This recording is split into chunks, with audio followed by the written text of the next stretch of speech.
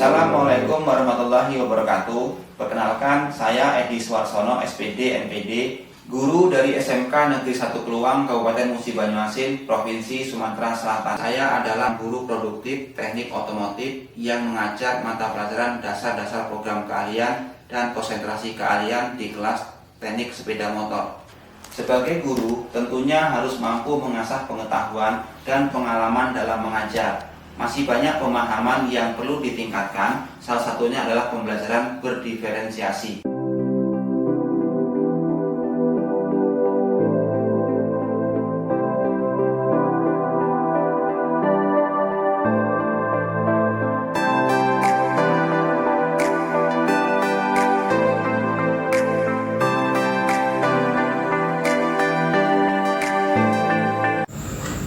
Kondisi yang melatar belakangi saya untuk membuat praktek baik ini adalah kondisi tipikal murid yang berbeda-beda. Setiap murid memiliki perbedaan kemampuan, minat, dan gaya belajar. Pembelajaran yang monoton membuat murid bosan, bermain di kelas, mengantuk, tidak memperhatikan guru, dan bahkan ada yang tertidur.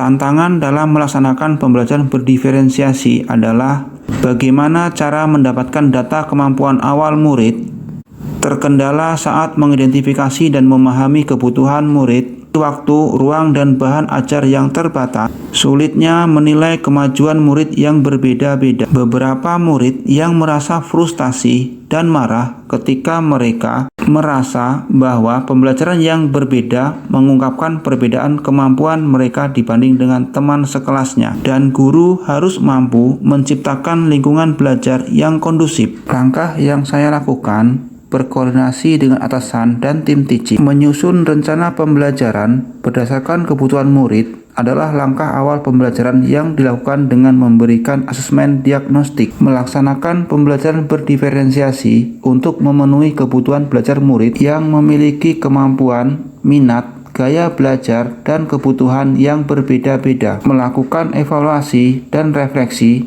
untuk mengetahui tingkat tercapaian tujuan pembelajaran.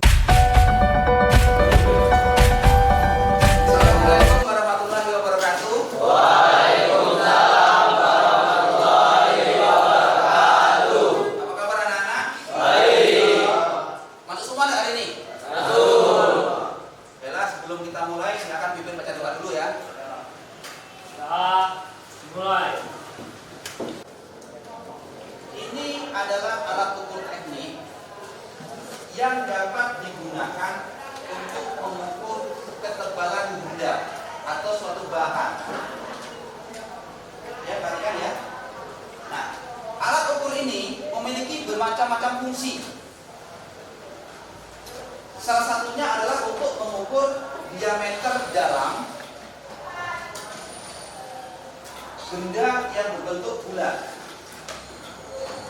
Selain diameter dalam, juga dapat digunakan untuk mengukur diameter luar. Untuk menggunakan alat ukur ini, agar kalian bisa lebih paham, silakan perhatikan video.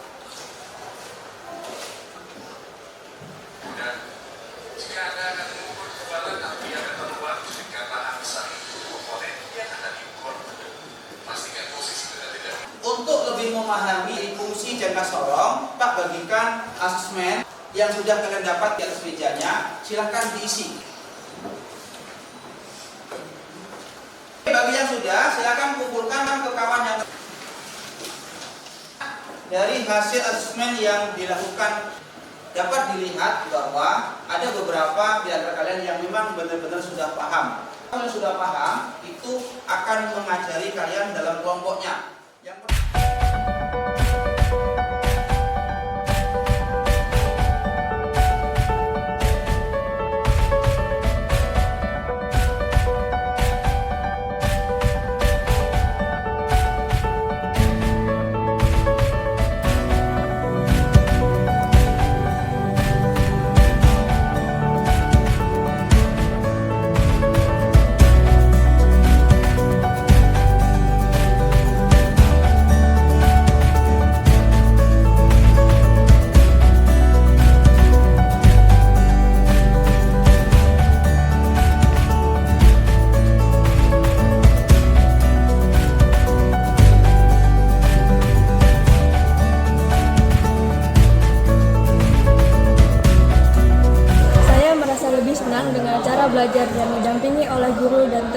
sudah bisa, sehingga saya lebih mudah dan mempelajari materi pelajaran yang saya pelajari. Saya sangat senang dengan belajar seperti ini karena jika saya belum bisa, saya langsung bertanya dengan teman saya yang sudah bisa.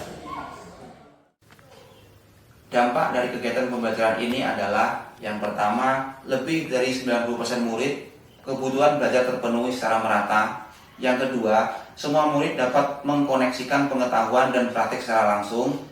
Dan yang ketiga, semua murid dapat merefleksi kemampuan dan kekurangan secara mandiri. Dari hasil tersebut, maka pembelajaran ini dapat disimpulkan bahwa hasilnya sangat efektif. Pembelajaran yang saya dapatkan dari kegiatan praktek baik ini adalah pertama, saya lebih memahami kebutuhan murid dalam memahami topik pembelajaran.